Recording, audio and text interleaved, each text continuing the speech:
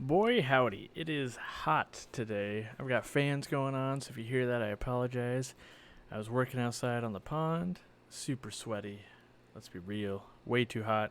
It's going to be in the 90s. They're talking about all time world record here or something. Not world record, but like never been this hot for this long. Craziness. And it's still getting started. So, you know, a little bit hot, a little bit irritated. Might yell most of the day. Who knows? Could go at any moment. Could just explode. There was a piece of Vallisneria floating around my tank, driving me nuts earlier. Still haven't pulled it out, but it's Father's Day, so happy day to everyone that got a little bit of time off, a little bit of relaxation. Maybe you got some lemonade in your day. Who knows? But how should I start the day? I want to start the day with Patreon. You guys have been kicking butt on Patreon. It's allowing us to do some stuff, and I want to show you. So first, let me hop on over. Let me get the right screen here. But on the Patreon, this is my crap. No one wants to see the crap I post. I want to look at the community people. The stuff you guys post was awesome. And so I'm not going to go through it all. You guys post up, I answer it, blah, blah, blah. You guys pledge dollars, super cool, all that. But I want to look at Preston John right here. This guy is my hero. This right here. So if you watched last week's, he was talking about Shodanai puffers. Straight up, that is Fry of the Congo puffers. He's got 82, but he had like 1,000 eggs or something like that. They have a huge spawn, and the fact they're that big, like I'm super stoked if he's got enough infusoria and stuff in there to at least keep a few going. So I followed up with like, dude, tell me about all your parameters, tank temp, what size tank, can I get a shot overall of the tank, that kind of thing. So, I don't know. I just had to give a shout out to him because he's living my dream right now. But, all right. Also, you guys, you've pledged up to $879. What are we doing with that money? Because the goal, we say here, is to take trips and bring cool footage. So, what we're doing is, let's see, Saturday morning, real early in the morning, we leave to drive to Vegas. We're going to Super Zoo. That's kind of a big... Well, not a big, but it's an event for all kinds of pet industry stuff. We're going to meet up with some manufacturers, talk, film anything that's cool. Like Oliver Knott did a display there, that kind of thing, so maybe that'd be cool to film. But the main goal, I'm watching my own draft cap behind me, the main goal is to swoop down around, hit LA, and drive up through California and Oregon and film some fish rooms and do that kind of stuff. So we're going to be gone for about a week or so, and we're driving the whole way there. As much gas as $879 buys and any hotel rooms we can get. That's the goal, is like limit, maybe it's a hotel room every other night or something like that. I don't know. Maybe I definitely know one of the nights we're staying with one of the fish room people and that kind of stuff. So Joel, myself, and Jimmy are going. So it'll be a good old time. We're going to bring that to you. We'll see what kind of shenanigans? I can't even say that. Shenanigans we're going to get into and, have some fun. So... The other thing we got going on right here at the beginning, let me back up. While I'm doing this intro spiel, your guys' job is to load up awesome questions so that we can deep dive into that. But we do have a Father's Day sale going on. Use the code FATHERS, get 10% off the entire website. Goes on until tomorrow at some point. Get your stuff in. Still the promotion going on. 25 ways to enter, win gift cards. Subscribe, check out these people's channels, do all that kind of stuff, Instagram people, all that kind of good stuff. Spreading it around as much as I can. And so now let's get to the questions. I just wanted to get all that promo out of the way. Buy our crap. Thank you for supporting us. Congrats on Shodanai puffers, babies, ultra jealous. And, now we get to the part where I get to help you guys. Got to pay for the help, right? Let's see. Can you do a video on how to become friends with legs to sell it to fish, please? I don't know. Can you do a video on how to became friends with legs to sell it to fish? I don't know what that means. No idea. People are just saying they're getting into videos. A meet and greet in LA. So I don't think we have one planned in LA. I think we might try one in Napa Valley. But maybe somewhere else too. I don't know. I don't know how that's going to work. It must be really hot because there's only 388 people watching. That means the weather is awesome. I'd be outside right now. I was earlier. Let's see. I need from Flynn. I noticed one of my platies is using one pectoral fin. The other one doesn't move at all. No other health issues. And a 29. What's going on? Probably some damage. Probably has some damage there. Is clamping it. Usually, if it's just overall stress, they clamp in both fins. But maybe some damage is going on right there, and you can't get a good look at it a lot of times. So if you can isolate it, try isolating it. And if you had like a 10-gallon tank, I'd throw that little buddy over there. Put some salt in there and see if he doesn't start using it at all. Once he starts using it, use your camera and see if you can't film it a little bit so you can rewatch it over and over and go, oh, there is a wound, or oh, it's split, or something like that. So, yeah. Let's see here. I know I just got a sound. Someone messaged me. We'll see if it's important real quick. Let's see. Nope, my store's not on fire, so not important. My favorite part of this is somehow, even though all my employees know that we go live, they save all of their messages for right now. I think it's just a slow spot in the day at the store where they're like, oh, we're only here like another hour, better let Corey know. Hayato Tanaka has got a question. My blue half moon betta is losing color on his head. Nothing sharp in the tank. He's not sick. What's going on? How long have you had that betta? A lot of times bettas are going to change a lot. We get them pretty young, and it's not uncommon to buy like a white betta that turns pink or something like that. I know yours is blue, but it's not uncommon at all for that to turn into more like a dark black color, or it could be lightening up that thing too, or that as well. But check temperature as well. If it's like crazy hot or crazy cold, it can move its color a little bit. And what you feed sometimes, so if you're feeding a food that really enhances red, you might get a little bit more of those red tones coming out and it'll cause some other colors to kind of go away. So, can I do some themed Q&A streams? No, they're incredibly boring for me to do because typically people can't do enough questions to keep it going. And there's like 100 of those already. So like, let's say you wanted like, what about one only on guppies? There's 4 of them. What about one on goldfish? There's like 2 or 3 of those. What about puffers? At least 2 of those. So if you're new to the channel, we've done hundreds of live streams already. So mostly the reason I'm doing these streams, like if I want to get information out to you about a specific topic, it's better just to make a video and put that out. The goal of this stream is to connect with you guys and help you real time, so that I got a platy with a broken fin. What do I do? Those types of things. Because otherwise videos make more sense. You can present the info better, and when people are asking questions, it's much better if I have visuals to go along with that, if I could. And so this is the format we are sticking with because I enjoy it as well. How to brighten the yellow and yellow discus. The only thing you can do is lots of good food, or vitamin soak on food, and then good water quality. I don't know of any specific yellow enhancing things other than just straight up good food and nutrients. Probably a slow days for Father's Day. No, usually a day like Father's Day is incredibly busy. Because people travel, right? So think of Father's Day. I won't say most, but a lot of families travel to go see a father. So like on a Father's Day in one little family, there might be 3 fathers you have to visit. It might be like, oh, I got to go visit my dad and my grandpa all in the same day, right? And so people travel a lot. And when people are traveling a lot of times it becomes like, well, we could stop at Aquarium Co-op on the way back. Or one of the really common Father's Day presents is to buy them a koi, because typically fathers are older and they might have a pond, and so that happens a lot. So there's a lot of people that either A, for Father's Day want to go to the fish store, B, they're on the way somewhere, want to stop back by. And so at least previously, the last 5 years, Father's Day has always been a pretty darn busy day in the retail store. So retail store. I can't talk. I'm tired. That sun gets to you. I shut my camera down at one point. You're filming. It's so hot. Your camera shuts down. That's how you know it's hot. When the camera says time to go inside, it's time to go inside. Alrighty. Are there any possible tank mates for night gobies? It depends on how big the tank is. That's a brackish water fish. And so, there's some archer fish that can go with them.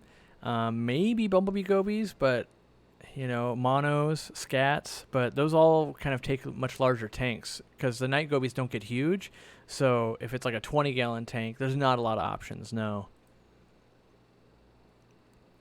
Some good schooling fish for hard water planted tank in a community 37 tall. I would probably do something like Congo tetras. It's not the biggest swimming back and forth space, but they do love hard water, and they do love a planted tank. So Congo tetras I would do for quite a while.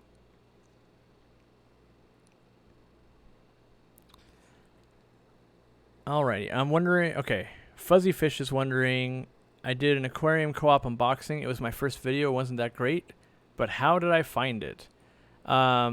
So I have alerts. Anytime anyone posts anything with Aquarium Co-op, whether it's on Google, YouTube, stuff like that, it ends up in my email list. And then I go and watch the videos. And I do that because I want to maintain, I want to see when people unbox to make sure that they're getting the experience we want to deliver.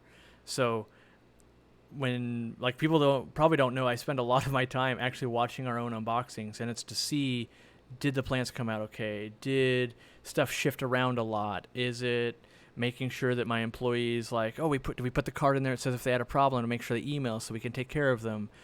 Doing all those types of things. I think it's the best way for any business to see how the customer experience is actually happening. So, like, a lot of times I'll actually watch them on mute because I don't want what they're saying to detract from what I'm actually seeing. So when they're actually opening it, I'm analyzing packing. Did stuff stay inflated? Did we make sure we got every liquid bagged?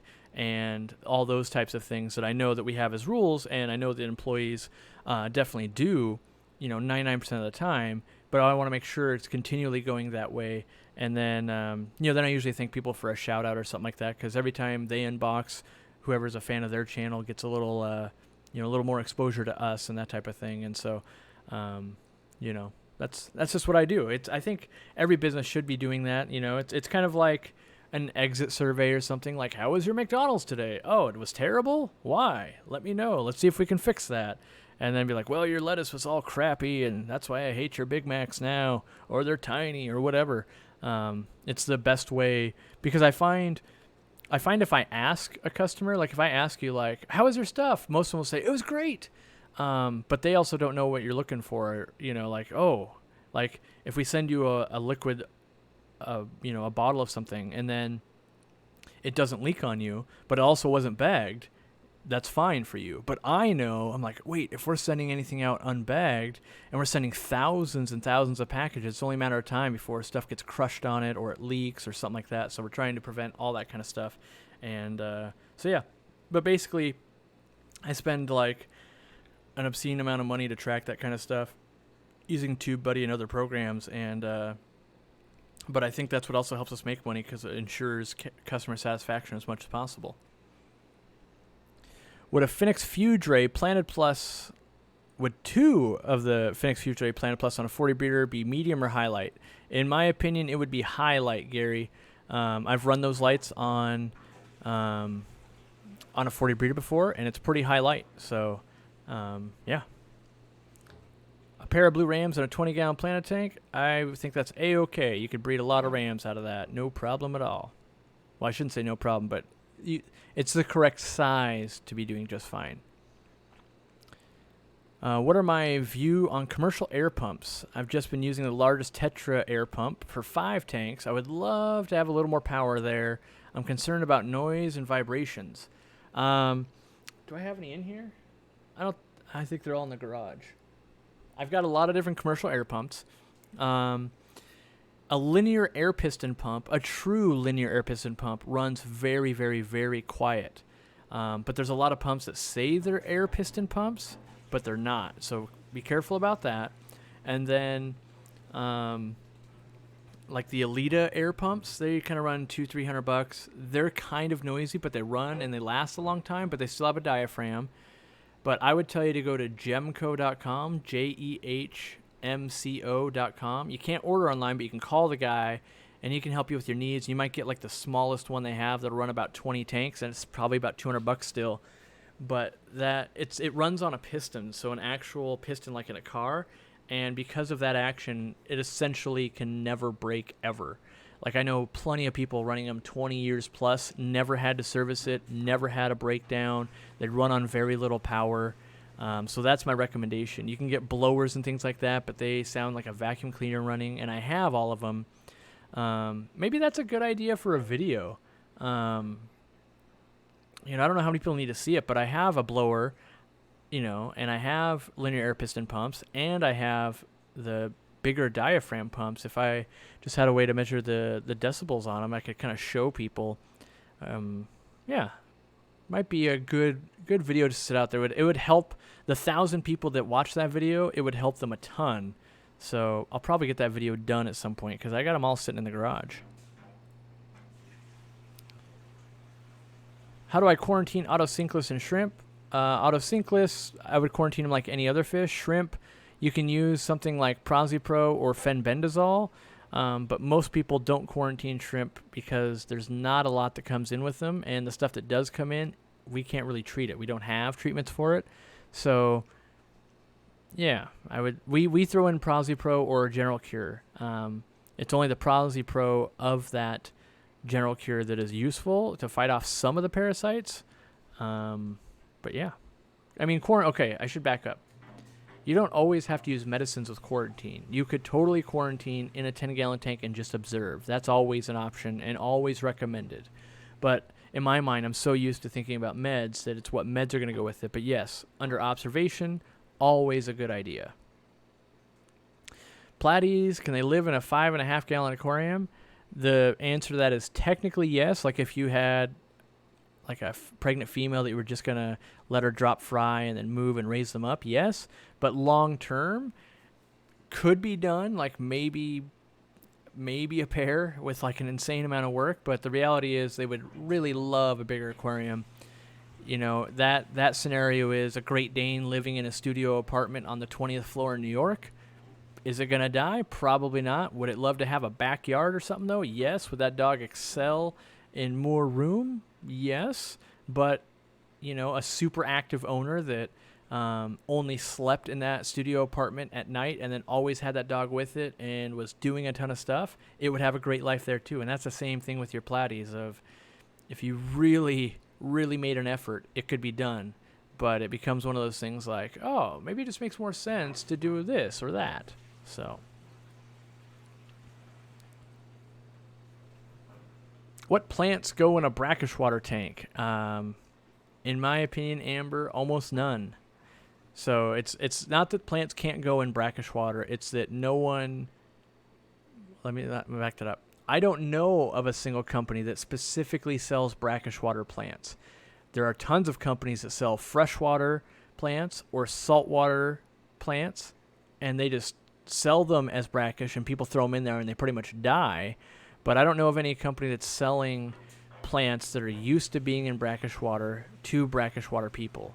So, yes, like, what about Java ferns and mangroves and bacopa and all these things that are said to be going into brackish water? Yes, technically that is true. But you're going to have such a hard time acclimating that I don't think it's a viable thing for me to be like, yeah, just buy all my Java fern off my freshwater website, and it'll be dead in 3 months, but I'll still have your money, and then I get to blame you because it's brackish water. So, yeah, I've watched a lot of people try, and there's definitely some money out there somewhere. Like, I don't know how many brackish water customers are. Let's say there's 10,000 of them. But there's currently 0 people catering to brackish, so you get all 10,000. That's the great part of that idea or that business model. In some of my China videos, I saw that some of the vendors put anacris in the bags with the fish. What's the benefit of that? And could it be beneficial with when shipping or moving fish? So I can't ask them, but from what I know, the reason you'd put anacris in a bag is typically so that it provides some cover for them. Now, a lot of people will say like, oh, it oxygenates the water. Yes, but only when it's photosynthesizing. So it would, have to be getting enough sunlight to photosynthesize. At that point, you're probably heating up the water too much. And then in a shipping scenario, if you put a live plant in there, it's getting no light. So then when a plant doesn't get light and it's not photosynthesizing, it's actually consuming oxygen. So that's why we don't want to use live plants when shipping fish. Now you can use fake plants, you can use Easter grass, you could use pieces of sponge. There's like a bunch of things you could use to provide some shelter, but a live plant with live beings is not the recommended shipping media. What filter would be good for some red-eared sliders? You got 4 babies and you need some ideas. In my opinion, I would tell you just go buy yourself a Fluval FX6, because let's say in 4 months, those 4 babies are going to be big enough that you'll be like, yeah, sure, I'm glad I bought that FX6 because I can back flush it. It's going to handle this 125-gallon aquarium or this 280-gallon aquarium, like whatever you're going to upgrade to keep those. Even if you go with a big tub for all your red-eared sliders, it's going to be able to work there. And I think it's a good investment now. You could definitely buy a $50 filter and then in 6 months buy an $80 filter and then in 6 months buy an FX6 anyway. But you're going to save a ton of money if you just step to the end level of where you know you're going to have to be at least anyway. Because 4 red-eared sliders, you know, it's kind of like you need to buy a vacuum. You just had 4 kids and you're going to be vacuuming every other day because they're going to destroy your house. A 125 with red-eye tetras, guppies, and a few platies, mollies, and corridoras. Just scrolled off my screen. The GH and KH are high, 12 or so plants there now, looking for a nice centerpiece fish. With the fish you've mentioned, I would go with pearl gourami, because you can't have something with too big of a mouth. It's just going to swallow guppies and stuff like that, and it'll look good, and that's what I would do. I mean, I really like pearl gouramis. They look good, and they're not too aggressive. Like, they're enough to like make fish school up, but they usually don't go to chomping town. I've got a 20 long with Java fern, wisteria, and I'm hoping to add some guppies and shrimp. Will those plants suffice, or do I need to add some moss? No, those plants will be absolutely fine. Moss would create more hiding places, but the wisteria should go gangbusters for you, and I wouldn't worry about it, honestly. I think as long as you have live plants, fish are going to do well. And then with the live plants, just do aesthetics. Like, if you really want moss, totally do it. But I wouldn't do it for the sake of the animals necessarily, because the other plants are going to provide that cover they want. Even, like, I shot a video outside today, even like floating algae is providing that for, there's fry from my platinum rice fish, and it works really well. Like, it looks ugly, but nature will basically develop what it needs to make it work. So even if you didn't put any plants in there, eventually you'd probably start growing some hair algae, and that would be cover for those things. So it's what you want to look at, and then, you know, nature fills in the rest for you. Darren says, hey, Corey, I live in Michigan, and I'm in a good shipping location. What kinds of fish and what kinds of numbers would you import to sell on Aquabid and other places? If it was me personally, I'm trying to think what I would want to ship. So me personally, I would never want to ship a package less than $50. So you need fish that either are going to be bought in big enough quantities to be at least $50 before shipping, or something like a fancy goldfish where you might sell it for a few $100s. Because what people don't realize, it's the customer support. So if you sell someone 1 neon tetra or a $1,000 arowana, you still have 27 emails with that customer, right? And so at $5 for a neon tetra plus shipping, you know, let's say you really, you know, charge a buttload for that neon tetra. At 27 emails, you've still lost money. So, you know, and it's not every customer's 27 emails. You might have some that never send you an email, and then you have some that are literally 100 emails.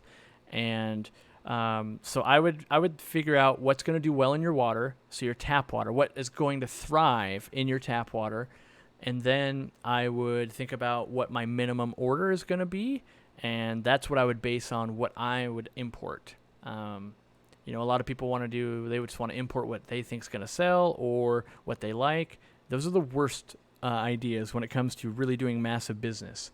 Definitely go with what plays to your water and your temperatures and things like that. And the other things to think about is, if you're going to bring in, let's say you want to ship a ton of rams, you're pretty much only shipping those, half the year, because it's going to be too hot half the year and it's going to be too cold the other half of the year, right? You're going to get that middle zone. But let's say you're shipping white clouds, you could pretty much ship those year round, right?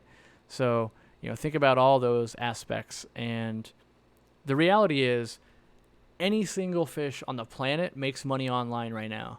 It's, can you do it with good customer service? That's what everyone's failing at. Like, that's the big failure. That's the reason I don't do it. Like, I could put 20 employees on it and we could ship 1 million fish this year, but we can't keep up with the emails and making sure they live. That's the hardest part. And when you look at any when you look at any vendor selling fish online, I challenge you to find someone that shipped, let's say, at least 100 lots that doesn't have a customer that's irate about how bad they are, right? And it's just because you can't please everyone, and a lot of that stuff is avoidable with infinite customer correspondence. So before they buy the fish, you're giving lots of care and advice and stuff like that. When they get it, you've got lots of care and advice, and then a week later, you still have a lot of care and advice for them. And it's really difficult. I know people that do it, like Greg Sage. He's got great customer service, and because of that, it's unscalable to giant levels because there's so much going into the customer service. So, streamlining raising baby brine. The more lazy mode, the better. The easiest way to raise baby brine in the lazy mode is go get yourself a tote. So, like, it could be a Kmart tote that's like, one of those blue ones with handles. Could be a whiskey barrel. Could be 100-gallon. Like, whatever you got, whatever you can get that'll hold water outside. Then get yourself a top. Something clear, hopefully. Like, you could technically use saran wrap, but, maybe a piece of acrylic, something cheap, right? That can flop over the top of that thing. Then what you do is you make salt water. You go, okay, I got 100 gallons of salt water. Then throw some eggs in there. They're going to hatch out. Now, eventually what's going to happen is they're going to start eating some bacteria that's going to grow in there in green water. You can start that up with like a handful of grass or something and get that going. And brine shrimp, when they're happy, which we're going to keep them happy here, when they're happy, they give birth to live shrimp all the time. So you can just keep going and collecting shrimp, and you'll get all the different sizes. So that's the lazy way. And because we put a top on it, we don't have rain that's going to make it overflow and change the salinity. And one of the easiest ways to start is get that saltwater going, hatch your brine shrimp, feed all your fish, and then the eggs that you would normally, like the ones that are floating at the top that you would just pour down the drain, keep dumping that into the pond that you've essentially made, and you'll get a lot of little brine shrimp going. And you can do that for pretty much any month that it's about 50 degrees or more. So about half the year for a lot of people. That is the absolute easiest way. Then you just get a brine shrimp net, go harvest those bad boys, and maybe do a little bit of sorting, like, because eventually you'll get some that are pretty big, which is cool for your bigger fish. But I try to avoid picking up all the big brine because the big females are the ones that are going to make a ton of little babies for you. So you can kind of, okay, I'm getting really in-depth into this, but you can get a net that's like a much coarser net, right? And you can get all the big brine shrimp corralled into like that net, and then go with your super fine white net and get all the stuff that you want to feed out, and then release all the big ones again, and they'll keep producing for you. And there's a lot of churn because brine shrimp will give birth and molt a lot, and so you get a lot of shells at the bottom, and that will break down into ammonia, which it's kind of an awesome thing outside because you're going to go like, oh god, ammonia spiking. Luckily, brine shrimp can live in like 20 parts per million ammonia. These things are amazing. And then there's so much ammonia, and that sunlight's hitting them, the water goes green. When that water goes green, it sucks up all that ammonia and goes crazy with green water, and then all your filter feeding brine shrimp go crazy and devour that and go, boom, here's a billion more shrimp. And so it's kind of a cycle that just keeps going, and you'll think like, oh, I failed, like all the green water's gone, I harvested most of it, then the water will turn green again, and it'll like keep ebbing and flowing for you. And so yes, it's like zero work except for collecting, which that's the easiest part, is collecting out the shrimp. So, and then, for variety, you could like have that going and then do another pond of Daphne, and then you got 2 things to be feeding all your fish. All right, let's see here. Can I comment on the Twin Star algae inhibitor? I want to get one, but not too many reviews online. So I met the person that makes that thing, and I met other people that use it, and I went to a dinner with some people, and both people had one that we were having dinner with. One loved it. One thought it was completely worthless. I've never used one myself. I've also seen algae grow on them, but then the person that loved it explained it better to me on how it works. So it's not that it will necessarily just get rid of all algae. What it's doing is through the electrolysis process, it's basically making the same thing as hydrogen peroxide, right? So, and I didn't know that the Twin Stars, there's different models based on the size of tank because it changes how much it turns on. So like here's the thing to think about. If you had just one size and you put it in a tiny tank and it made a ton of hydrogen peroxide, it would pretty much oxidize everything and kill fish and do all the bad things, right? But if you put that same thing into a giant tank, it might be just the right dose to be oxidizing single-celled organisms like algae. So you buy the correct one, and over time, it's basically made to help retard the algae. Now, I haven't been able to do any real long-term tests, and it's kind of one of those things that I'm always skeptical, like, well, you know, you say that this thing works when you like really keep up on maintenance and your tank looks amazing. It's like, or is all that other stuff making this awesome? So I haven't done any super in-depth reviews, but if you had asked me 6 months ago, I'd be like, yeah, it's garbage. I see algae growing out all the time. Speaking with people that are pretty high up in the plant world that kind of know what they're talking about, I go, okay, I have a more open mind to it at least. That's the important part is I have an open mind going, you know, maybe there's something I'm not understanding, so I'll leave my mind open and hopefully be convinced one way or the other in the future. Will mini water lettuce grow in a tank with a good, it looks like we're missing something, with a good something. In general, yes, water lettuce grows gangbusters inside of an aquarium. What do I think about the cobalt canister filter for an upgrade from a hang-on back to a 55? I think it is absolute garbage and terrible. I wouldn't wish it upon my enemies. That being said, I was sent one for free to try out. I think it's terrible. It's got a pretty small pump. Most people don't understand how to service that canister filter. The media that comes in it, not optimized. You can't upgrade the pump on it. Like, so I wanted to use a bigger pump. If you try to put more water through it, it just, water leaks out the seals. I feel it's a little bit overpriced for what you're getting. And so my opinion is, look at other canister filters if that's what you're looking at. That being said, a lot of people think a hang-on back is a lesser being than a canister filter. That's not true. They're all things that hold media that we move water through. So an AquaClear 110, for instance, is not that much smaller in biological capacity than that cobalt filter. And I run basically my whole fish room on AquaClear filters because I really love them. I like the way they look.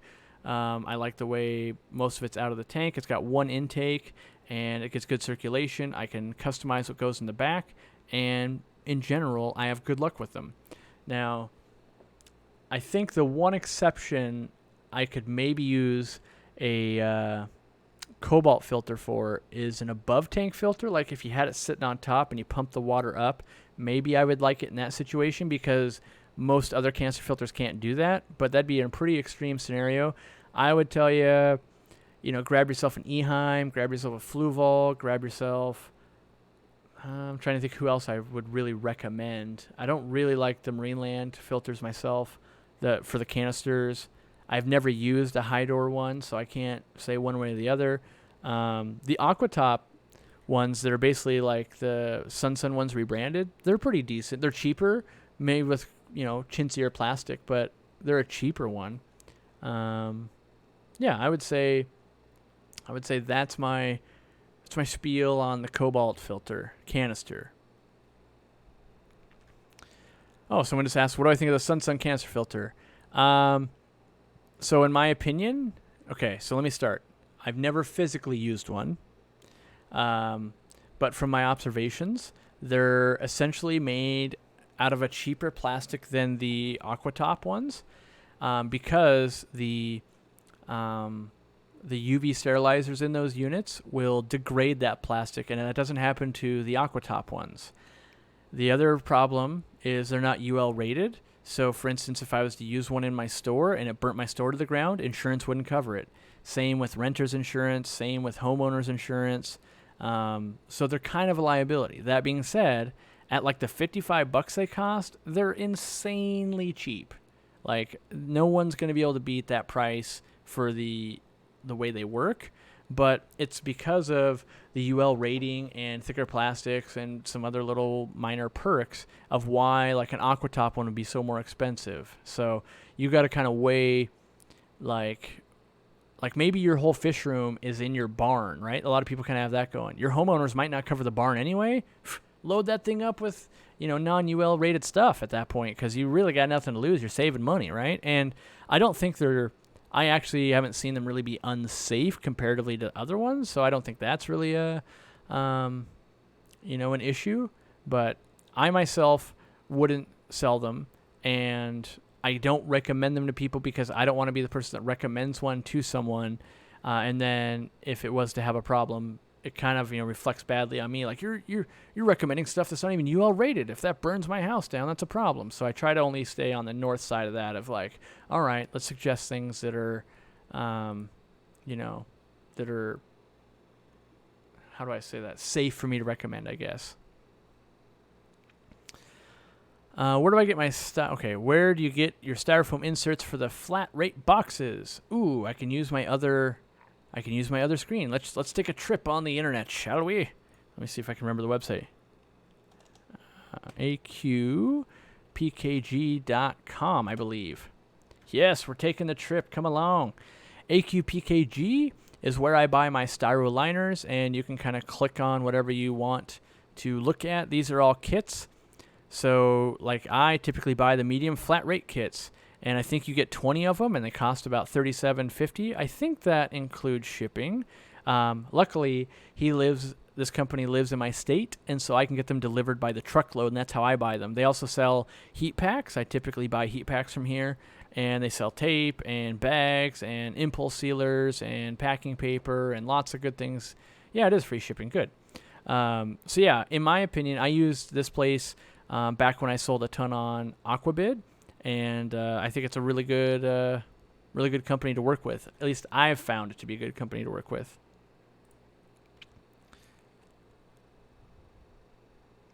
Let's find the next in-depth question. What do I think about Seachem Purigen? I think it's a great product for those that need it. I try to not need it. So I try to change a lot of water. I try to have a lot of fine polishing pads, that type of thing. I'll say this. In my entire store, I don't think we're running it anywhere. I'm not running it in my fish room at all. We sell a ton of it, but I'm not convinced I need it. I think it's a little bit more beneficial for saltwater tanks, or a tank where you're going to take pictures and you need to really fine polish it, or you're going to have a fish room tour. You could really put the polish on it, and yeah, that's what I think it's useful for.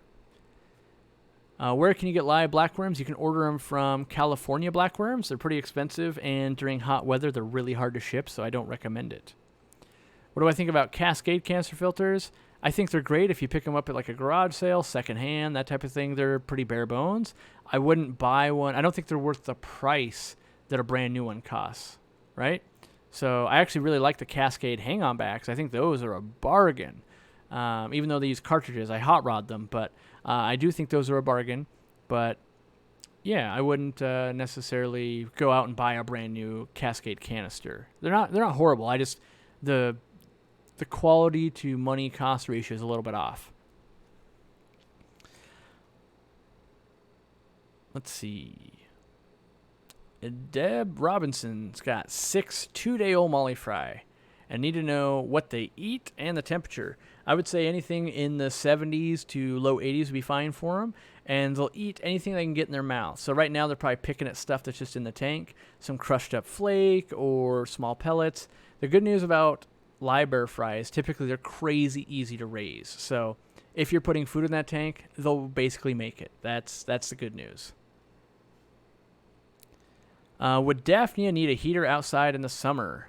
Definitely not. Would it work in a 5-gallon bucket with an air stone or a big tote? I think it's much better to have a larger area. It's easy to crash a 5-gallon bucket. You could technically do it, but I don't think I could do it. So it can be done, but I don't believe I could do it.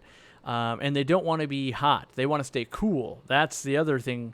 So like their preferred temp range is basically like 55 to 75. Anywhere in there, love it. Anything out of that, they don't love it. So how big do the giraffe cats get? Let's see, where'd they go? Oh, I can see there's a Goldie Pleco on the glass right there. Oh, and there's that Vallisarius trolling me. I don't know where they went, but they get about 3 feet each. So, eventually, much bigger tank is going to have to come my way to house all these behemoths, but it'll be cool. Looks like Foster's Fish is going to be at the shop tomorrow, which will be cool. I will be, so I make no promises to anyone that ever comes by my store. I will be stopping by there very briefly because I'll be doing an airport run, but usually that's just me dropping some stuff off and getting back on the road because we got to film a bunch more to get ready for the trip. So I've got a breakneck schedule, and so I never make a promise on what time because traffic's a pain, stuff like that, but a lot of people ask if I can ever show up at the shop and kind of meet with them, and the answer is typically no, but if I run into you, definitely I'll spend 10, 15 minutes talking to you. It'll be cool, but because people ask every day, I would never get anything done if I just met with people all day long. So it's a shame because it's fun, but to keep it fair, I have to kind of stonewall everyone equally. So Corey could rename his live chats "The Truth About Fish Keeping." Maybe. So what I do want everyone to keep in mind here is because I have a larger YouTube presence, people associate that with more knowledge. So I have been in the hobby for a while. I do a lot of things. That's right, do. But don't think that what I say is basically like a fact or the truth. It's my experiences. So I always share what I've experienced. And so if you're a fish keeper that's very similar to me, they'd be truths. But if you were much different fish keeper, you might be going, oh, this guy doesn't know what he's talking about, blah, blah, blah, blah, blah, blah. So just keep in mind, like, no matter who you're talking to, realize all of their experiences come into their conversation. And so, like when I talk about cancer filters, and I would never use a sun.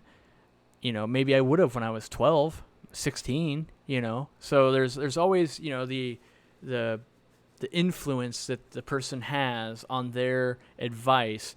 And so I would say that, I don't try to necessarily be the facts or anything like that. I just try to share what I'm doing. And hopefully, if you're doing stuff similar to us, it works out for both of us. We can keep sharing information. One of the reasons, that I'm asking about Shodenai puffers, it's like I got super into them. I don't know nearly as much as the person in Germany who's bred them a ton. I would wager that the person on Patreon that now has babies knows a little bit more than I do, but I'm trying to extract that information so that, one, I'll know it and hopefully get that experience, of having babies and raising them up and doing all that.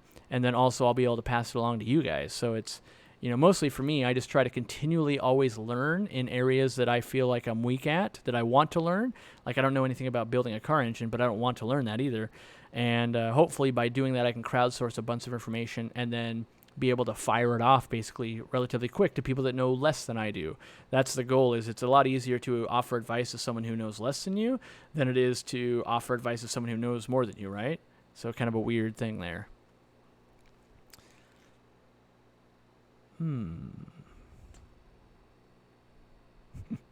Laughing between banter back and forth. Is it okay to put bio rocks on the bottom of the sponge in my Aquarium 75? So some bio rings on the bottom.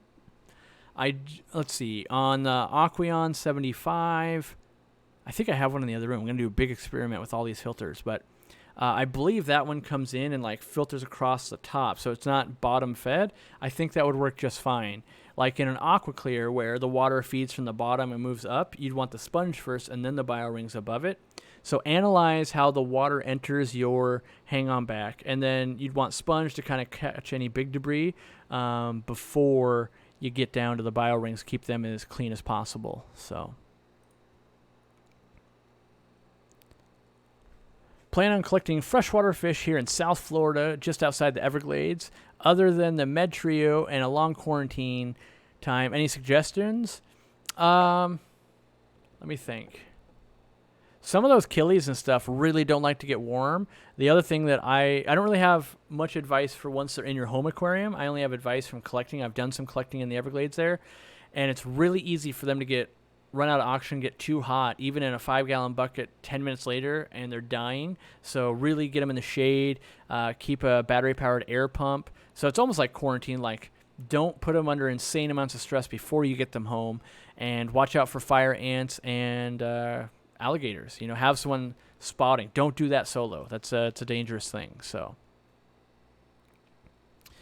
don't forget, we got the sale going on the website, 10% off for the next 24 hours. Take advantage of it. Put my employees to work. I want a puffer. Which one would be best, says Jurassic Craft. I would maybe watch some of the puffer videos or live streams we've done. If you want one that's really aggressive, there's stuff for that. If you want ones that get big, there's stuff for that. If you want ones to stay small, there's stuff for that. But it's kind of like saying, I want a dog. Which one should I get? It's like, oh, well, I own Chihuahuas. You should get a Chihuahua. It's his personal preference. But if you had a little bit more like, oh, I know that I want a really big dog and blah, blah, blah. You're like, oh, well, then maybe you want a Mastiff or a Great Dane or whatever. So, a little bit more research, and then you start shaping the direction you want to go. Mayhem says, can you explain what soft and hard water is? Did testing on my water, and I have very hard water. Is that okay for rainbows? Don't mean to ask a dumb question. I don't think it's a dumb question. I think it's framed well. It pertains to what your tank's doing. So when we say soft water or hard water, this is going to be the best analogy I can think of. So hard water, think if it's got lots of calcium in it, right? And so lots of minerals, maybe it's real chalky, and, maybe if you're like hitting concrete, it'd be really hard, right? That would have a lot of minerals in it, that concrete. Soft water doesn't have all that. So it'd be like hitting like a puddle. You'd be like, oh, geez, it just splashes. There's not nearly as much bounce, right? Kind of the same things going on in our aquariums. Hard water means there's a lot of nutrients in it. Usually calcium and magnesium is what our test kits are reading. And soft water is just considered the same water that doesn't have much of that in it. And so when you say rainbow fish, in general, rainbows do just fine in hard water, and some of them only come from hard water. But then some of them come from soft water. But they're a really adaptive fish. They'll kind of do it all. And so I would say you don't have to worry about it. But somewhere like the Amazon River, when it floods, it's going to be very soft water because there's a ton of water to dilute out all the minerals. And that's where a cardinal tetra or something like that doesn't really like hard water. But then you've got somewhere like Lake Tanganyika where the water's really, really hard because it's a lake, and all the minerals that are there, the water can fluctuate a little bit, but there's not a good way for minerals to really get out. And so it just kind of keeps building up time after time after time and stays hard. So same thing can happen in your aquarium. If we don't change a lot of water, over time, our water will typically get harder, whether you have hard or soft water. And when we do water changes, we reset our water back to what our tap water is. So if it's really hard, it'll be really hard. If it's really soft, it'll make it softer. And I would tell people, like, if you have really hard water, pick some fish that really love to be in hard water because they will really color up well, they'll look super good, and you'll have a lot less problems. Now, you can make the water do anything you want, but it's how much work do we want to put in. And with so many really cool different types of fish, get bored of all the hard water fish before you're going to start changing your water for other stuff. So, alrighty. My high-tech freshwater aquarium is developing white fuzzy film on plants in the filter intake. I tried siphoning it, removing it with my fingers, but it's very stubborn. Sounds like maybe a brand new developing black beard algae. Might be a light color right now. Usually that's an imbalance of light and nutrients. One of the easiest ways you could probably start battling that is getting something that's going to want to eat it. Siamese algae eaters, flagfish, maybe some mono shrimp, maybe some snails. That's, because they're kind of always doing work for you. I would try that aspect, and also trying to figure out if you're running out of nutrients, or you've got too many nutrients, that type of thing, and kind of figure it out. Ooh, so Vinny Didonato just subscribed. Let's get his first question. Mayhem is actually millions of trumpet snails crawling around my house. That actually is quite scary. Yes. You can definitely get so many trumpet snails that it's like it replaces your gravel, but if you cut back on food a lot, they typically die back. So you can usually control them pretty good. How do you propagate rhizome plants such as Anubias and Bucephalandra? We have a whole Real Fish Talk episode basically on this, on plant propagation, and we have a specific about rhizome plants.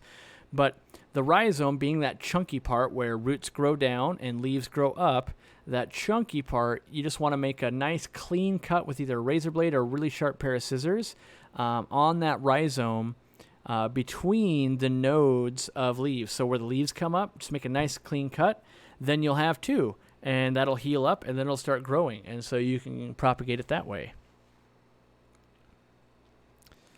My fry aren't growing. Can it be wasting disease? Could also be that, there's just an internal parasite consuming food. Could be it's not getting quite enough. Could be being outcompeted.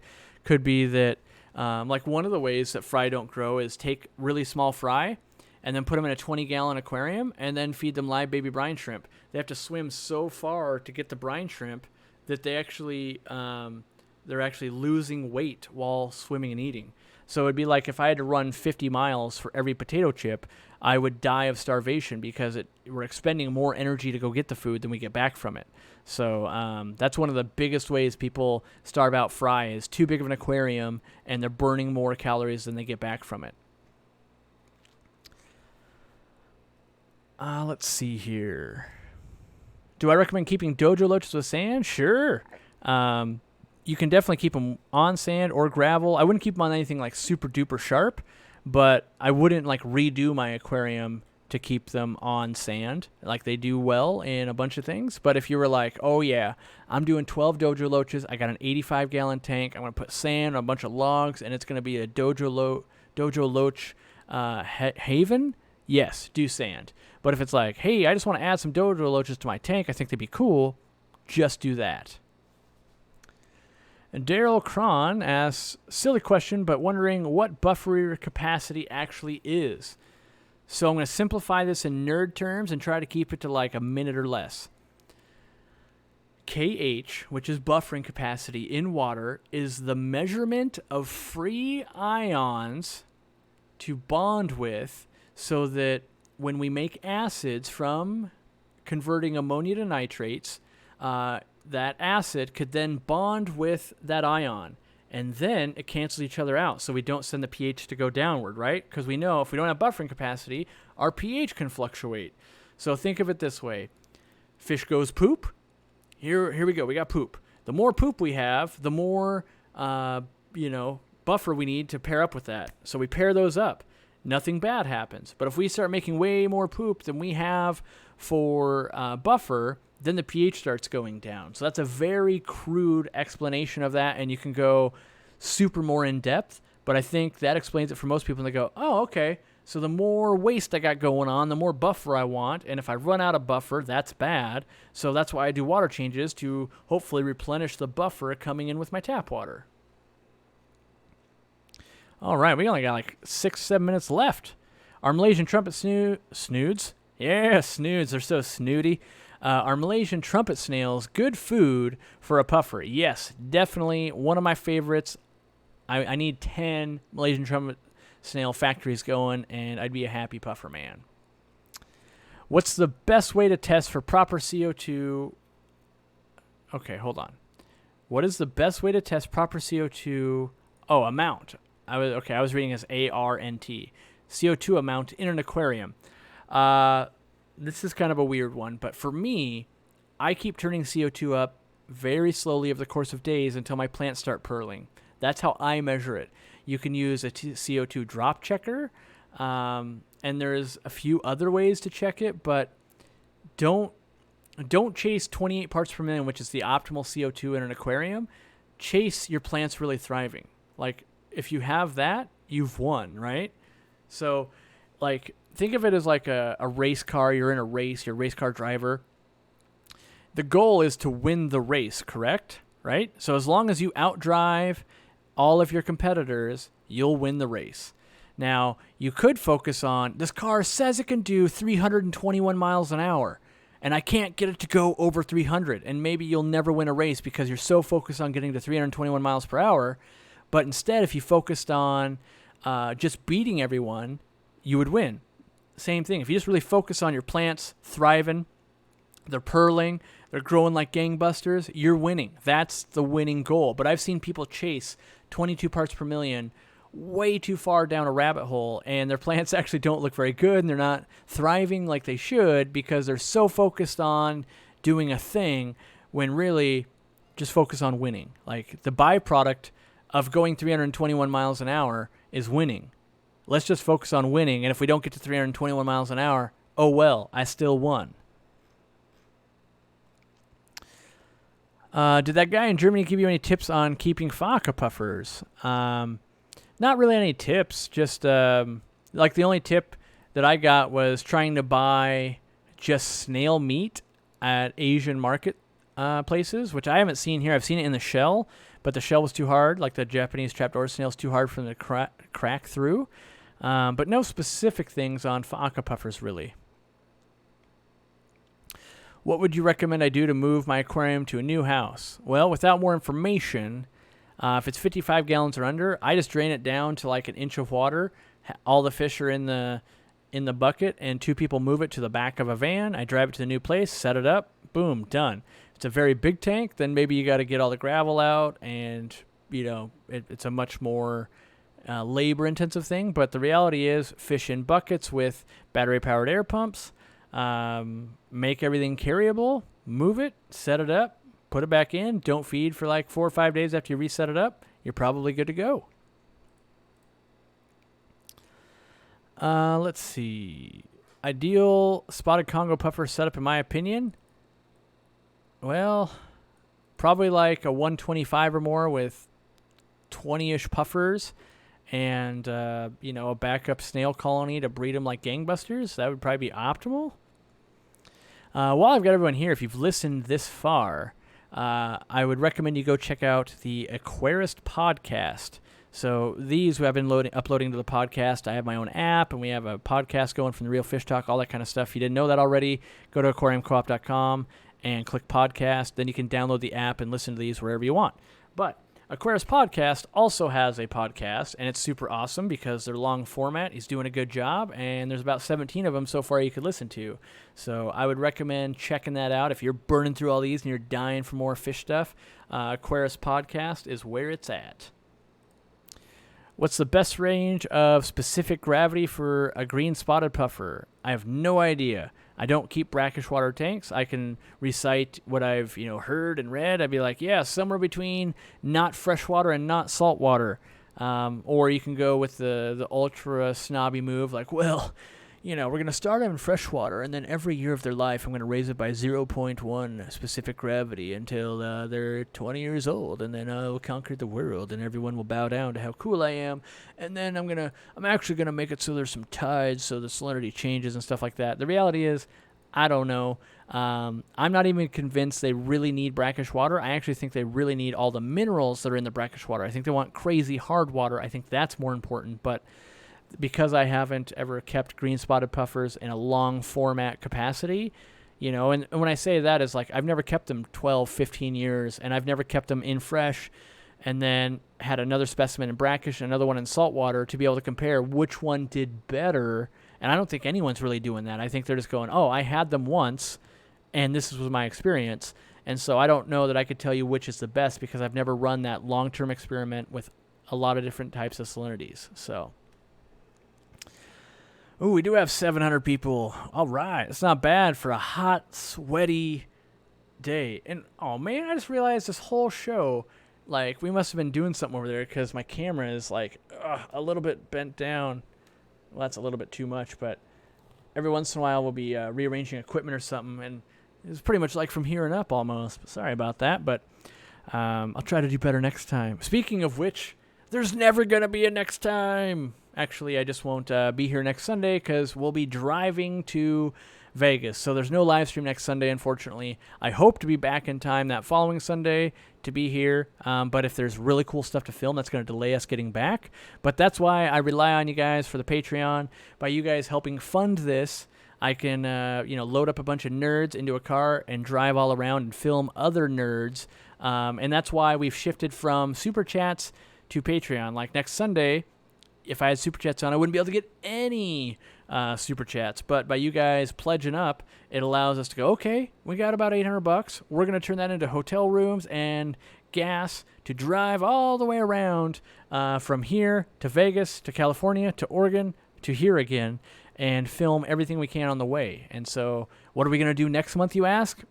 I don't know. We'll see how much we raise. I know I got to go to Peru for sure. But we're trying to get more stuff planned and keep bringing cool content. So that is the goal. Yeah, have a fun drive. We'll see. If it's 90 degrees here, I'm pretty sure my car's just going to explode in Nevada. And we'll see. Well, we're going to test the friendship between Jimmy, myself, and Joel in the middle of the desert on a hot day. Hopefully we'll find some ice cream and just ice cream tacos. We don't need both. We just need the one. What's in Vegas, you ask? We're actually going to be featured on a show of Tanked. No, actually, that's not true at all. In Vegas, there is a show called Super Zoo that's meant for retailers. And there's going to be some people we saw in Germany there. We just kind of want to... That's what's going on, but it was purely a reason to drive. Like... You're like, okay, we got some money. Let's go somewhere. Where are we going to go? We could go anywhere, but it's like, well, we may as well go to Super Zoo because there's aquatic stuff there. And then while we're there, I want to check out, because I haven't seen it in probably 8 years, the Mandalay Bay Shark Aquarium. Now you're going, sharks, maybe they're dumb, right? But they have a wicked cool Lake Tanganyika display in that aquarium. And then they also have like big red-tailed cats, pacus, and all that kind of stuff. So there's two or three freshwater things that I think are super cool. And I'm just going to film them, and I'm going to make Jimmy B-roll film them for like days until they kick us out and get a really cool video out of that, hopefully. And then we're going to drive around, try to meet up with a bunch of other people. I don't want to say who it is because then you're going to be like, when's that video coming out? And they'll be like, oh, the schedules didn't line up. Sorry, we actually didn't get to go over there. And so that's a problem, But there is some cool people, some places I've never been before, and hopefully we get to bring them back for you guys, so...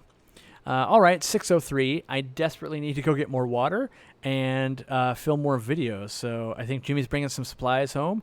We'll be able to film, and I'll have my cameraman here. He was gracious enough to work at the store today. Some employees were on vacation. Jimmy is always helping out. Can't say enough good things about Jimmy and how much he helps us here. And, as well as all my other employees, because if they're all listening right now, they're going, oh, look at Jimmy. Jimmy's just getting the praise. All my other employees really pitching in, kicking butt. We're doing good things, and we just want to keep doing it. So thanks for hanging out, guys. And I just heard something weird. I think my wife just got home or something. Oh, yeah, she's still, I don't know. I will see you guys. I won't see you next week, but I'll have a video for you on Tuesday. I promise. Real Fish Talk, Tuesday. Get another fix. We'll do this. Hitting the done button as soon as my computer stops freaking out. And we will be done. Bye-bye.